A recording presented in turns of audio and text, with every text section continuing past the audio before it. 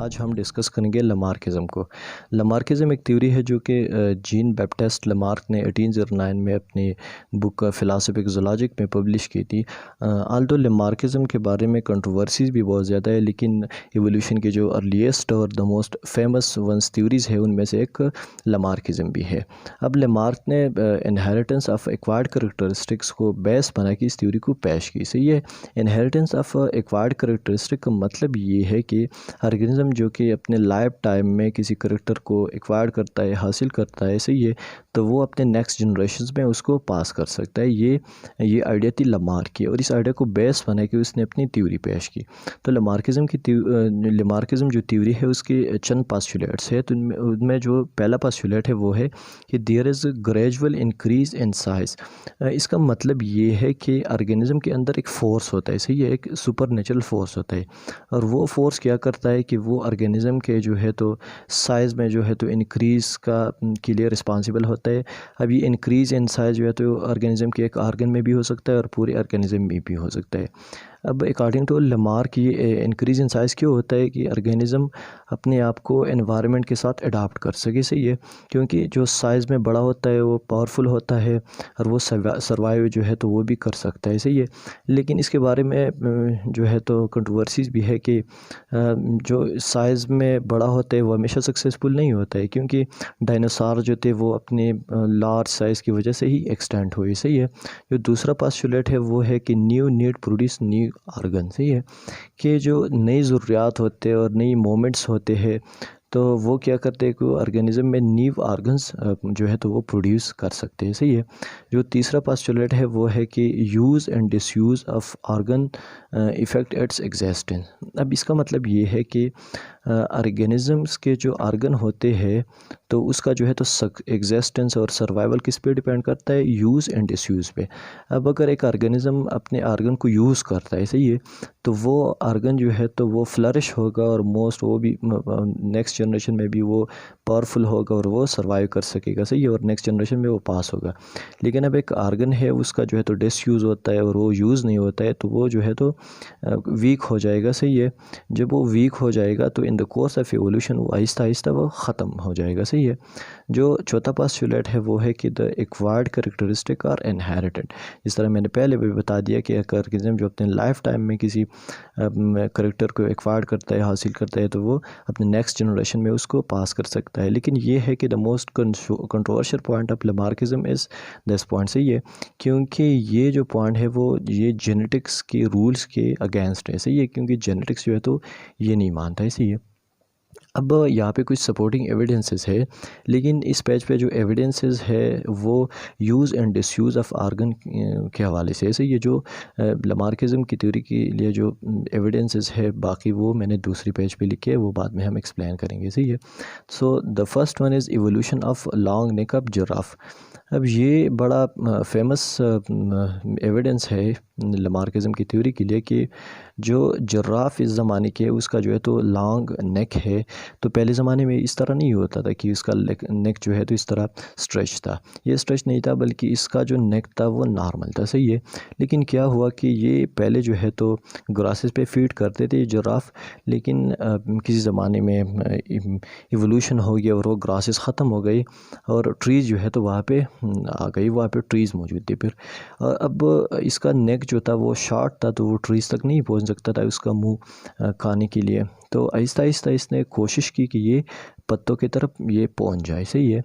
तो इस कोशिश में इसका नेक जो है तो आहिस्ता आहिस्ता स्ट्रेच होने लगा, और ये स्ट्रेचिंग जो है तो इतनी बढ़ गई कि इसका नेक जो है तो वो बिल्कुल लॉन्ग हो गया, सही है। लेकिन ये है कि ये एकदम से नहीं हो गया या एक दो जनरेशन्स में या एक ही जिराफ में, बल्कि इसके लिए मिलियंस एंड थाउजेंड्स ऑफ साल जो है तो इसमें लग गई, सही है। दूसरा जो एविडेंस है disuse of python limbs lead to their extinction, सही है। आज के ज़माने के जो स्नैक्स है तो इसकी लेम्स नहीं है, सही है, लेकिन अकॉर्डिंग टू लामार्क के किसी ज़माने में इसके जो है तो लेम्स होते थे, सही है। अब ये इसके लेम्स इस तरह ख़त्म हो गए कि एक ज़माने में वीज़ल्स एक किस्म के मेमल्स है वो राइज़ हो गए, सही है।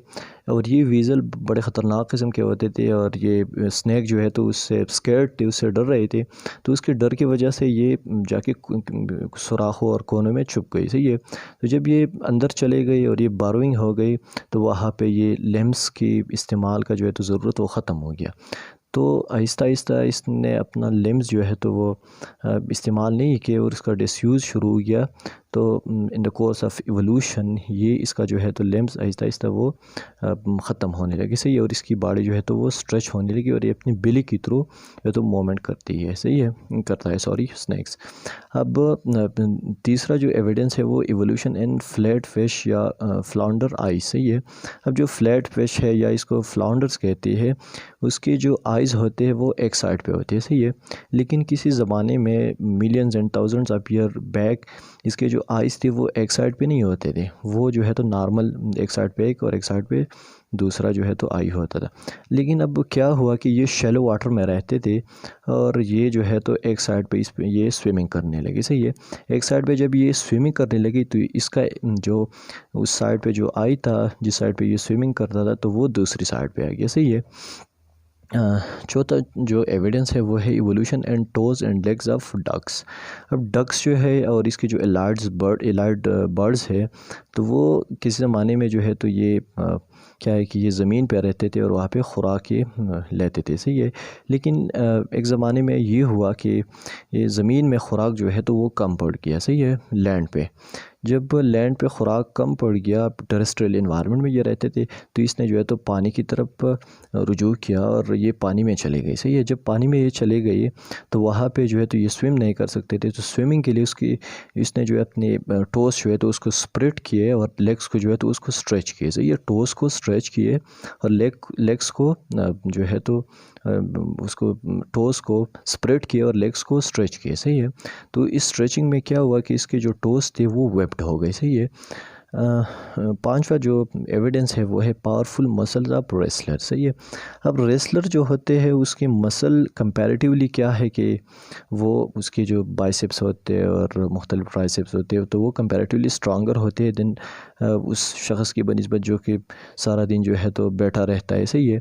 अब क्या है कि ये अपने मसल्स को इस्तेमाल करता है, सही है, इस तरह इस्तेमाल करते हैं कि वो सारा दिन ट्रेनिंग करता है तो उसका जो है तो मसल्स वो स्ट्रांग होते चले जाते हैं, सही है। इस तरह ब्लैक स्मिथ का भी एग्जांपल है, तो वो हर वक्त हथौड़ा इस्तेमाल करता है, सही है, तो उसके जो बाइसेप्स होते हैं तो वो बहुत ज़्यादा क्या है कि वो स्ट्रांग होते हैं बनिस्बत दूसरे लोगों के, सही है। सो ये जो सपोर्टिंग एविडेंसेस थी ये थे use and disuse of organ, सही है।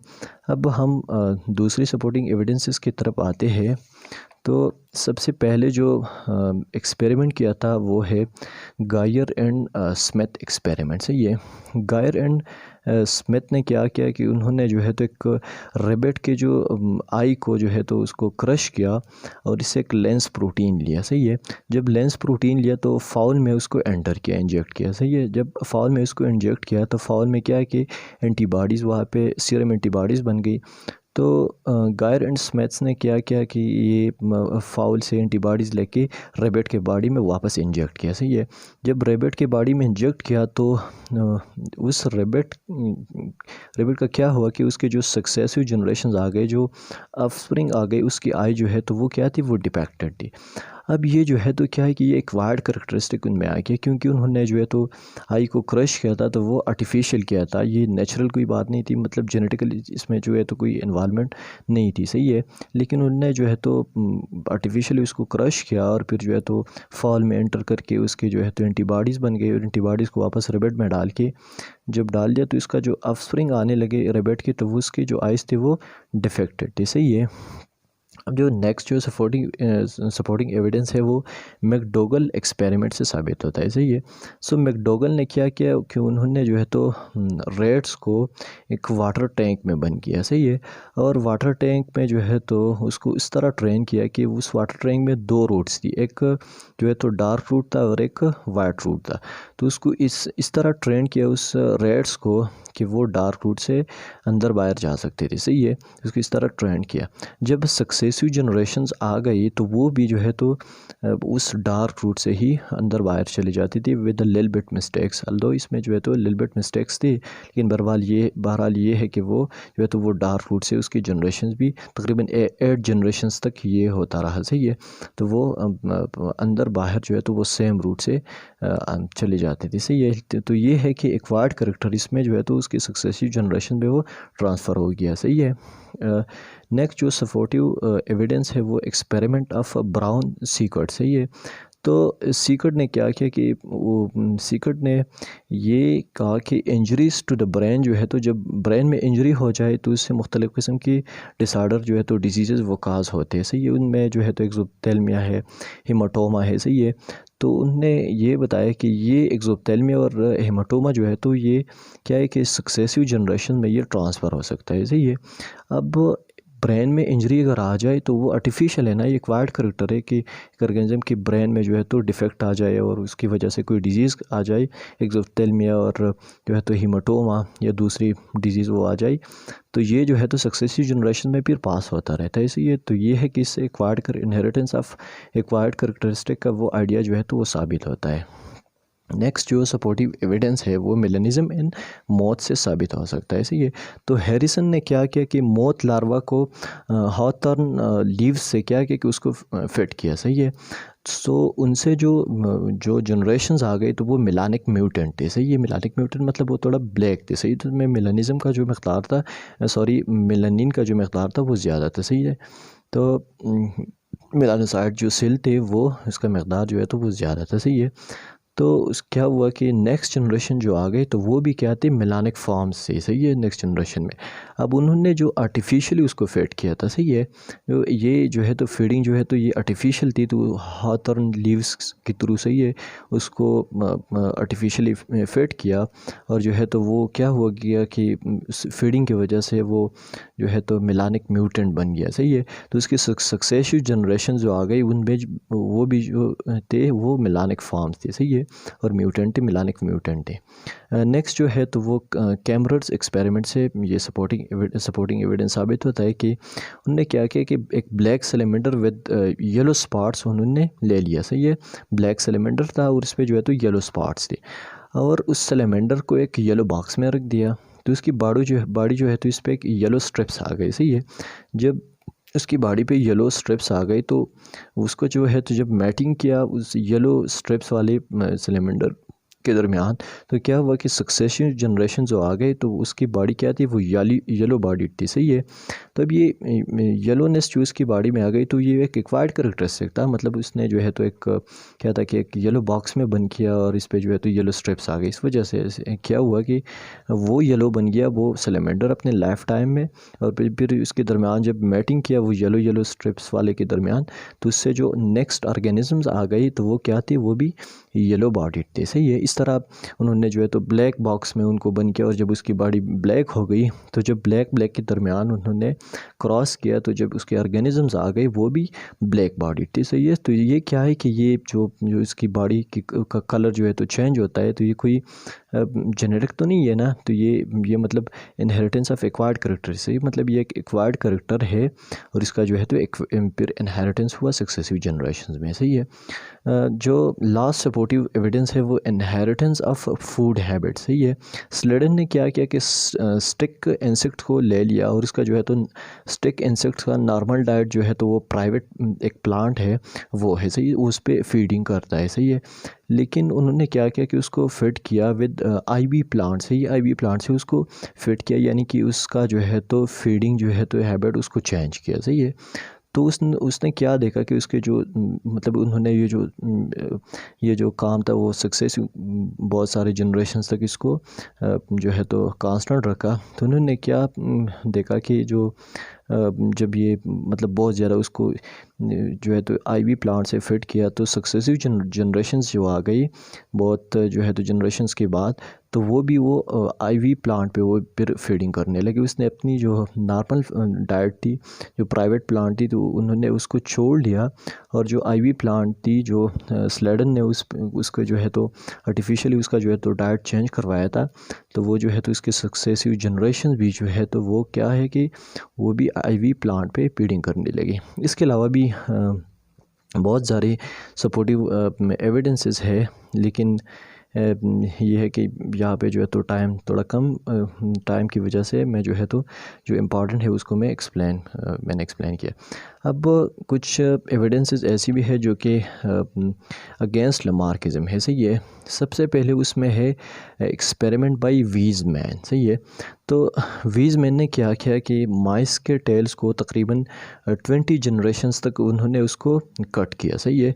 लेकिन क्या है कि जो उसके बाद जो जनरेशन जो जो जो ऑफस्प्रिंग आते थे तो उसका टेल जो है तो वो remain the same in size, वो साइंस में जो है तो बिल्कुल सेम था। अब इससे जो है तो इनहेरिटेंस ऑफ एक्वायर्ड कैरेक्टरिस्टिक वो गलत साबित होता है, क्योंकि माइस का जो है तो अगर टेल कट हो गया तो उसको चाहिए था कि उसके जो है तो सक्सेसिव जनरेशन में क्या है कि उसमें जो है तो टेल कट होना चाहिए था और टेल का साइज़ जो है तो रिड्यूस होना चाहिए था। लेकिन यहाँ पे क्या क्या है कि 20 जनरेशन्स तक उन्होंने ये एक्सपेरिमेंट जो है तो बार बार ट्राई किया, लेकिन जो ऑफस्प्रिंग आते थे तो उसका जो टेल था वो बिल्कुल नॉर्मल होता था, सही है। जो दूसरा एविडेंस अगेंस्ट लमार्किज्म है वो है एक्सपेरिमेंट बाय पावलोव। पावलोव ने ये किया कि उन्होंने जो है तो माइस को फूड देने से पहले एक बेल बजा दिया, सही है। जब वो बेल बजाता था तो माइस जो है तो उसको पता चलता था कि मेरे अभी जो है तो मेरे फीडिंग का टाइम है, सही है। तो वो फीडिंग के साथ बेल के साथ क्या हुआ कि वो उसके साथ हैबिचुएट हो गया, सही है। तो वो बेल के साथ जो है तो वो फूड की तरफ जो रिस्पांस होता है वो पेश करता था, और जो सलाइवेशन होता है, दूसरा जो एक्साइटमेंट होता है, तो वो माइस जो है तो वो पेश करता था। लेकिन क्या है कि जो सक्सेसिव जनरेशन्स आ गए तो उसके लिए भी ये ट्रेनिंग ज़रूरी थी। अब ये है कि सक्सेसिव जनरेशन में ये होना चाहिए था अकॉर्डिंग टू लमार्क पोस्टुलेट की एक्वायर्ड कैरेक्टरिस्टिक का जो इनहेरिटेंस है कि सक्सेसिव जनरेशन में ये हैबिट जो है तो पहले से मौजूद होना चाहिए था, क्योंकि उसके पेरेंट्स में था। लेकिन ये है कि उसमें ये हैबिट मौजूद नहीं था, सही है। जो नेक्स्ट एविडेंस है अगेंस्ट लमार्क वो है एक्सपेरिमेंट बाय लोब। अब लोब ने क्या किया कि उन्होंने जो है तो सी अर्चन की इग्स में आर्टिफिशियल पार्थेनोजेनेसिस किया, किसी केमिकल्स के थ्रू, सही है। जब उन्होंने आर्टिफिशियल पार्थेनोजेनेसिस किया तो जो लेटर मेंबर्स आ गए और जो ऑफस्प्रिंग आ गई, तो वो जो है तो उसमें जो है तो पार्थेनोजेनेसिस उसकी इग्स में नहीं होता था। अब ये कि लमार्किज्म के मुताबिक जो है तो इसमें जो है तो होना चाहिए था, क्योंकि पार्थेनोजेनेसिस जो था ये एक एक्वायर्ड करेक्टर था जो लोब ने जो है तो आर्टिफिशियली किया। लेकिन यह है कि नेक्स्ट जनरेशन में ये एबिलिटी नहीं थी कि वो पार्थेनोजेनेटिकली वो प्रोड्यूस हो जाए, सही है। अब है कि experiment by Castle and Phillips. वो कैसल एंड फेलिप्स ने क्या किया कि उन्होंने ब्लैक गयाना पिग से क्या किया कि ओवरी वो ट्रांसफ़र की वाइट गयाना पिग में, सही है। और वाइट गयाना पिग को मैट किया वाइट मेल गयाना पिग के साथ, सही है। जब वाइट गयाना फीमेल पिग को मैट किया वाइट मेल गयाना पिग के साथ, तो जो इंडिविजुअल्स आ गई तो वो सारे ब्लैक थे, सही है। तो इससे प्रूफ हो गया कि एनवायरनमेंट का जो है तो उसका हेरिडिटी पे कोई असर नहीं है, सही है। जो कि लमार्किज्म के मुताबिक क्या है कि एनवायरनमेंट का और जो एक्वायर्ड कैरेक्टरिस्टिक है उसका इनहेरिटेंस पे असर होता है, सही है। नेक्स्ट जो अगेंस्ट लमार्किज्म जो एविडेंस है वो है इंडियन ट्रेडिशन। अब इंडियन और जो सब कॉन्टिनेंट में क्या होता है कि यहाँ पे जो हमारे फीमेल्स होते हैं तो उनके जो है तो नाक और नॉस्ट्रल्स और ईयर्स में बोरिंग होता है और इसमें जो है तो सुराख कर देते हैं, सही है। लेकिन कोई भी ऐसी फ़ीमेल जो है तो ऐसी बच्ची पैदा नहीं हो गई कि उसके जो है तो नॉस्ट्रल्स और ईयर्स में जो है तो पहले से ही सुराख मौजूद होता है और जो है तो ऑलरेडी बोर्ड होते हैं।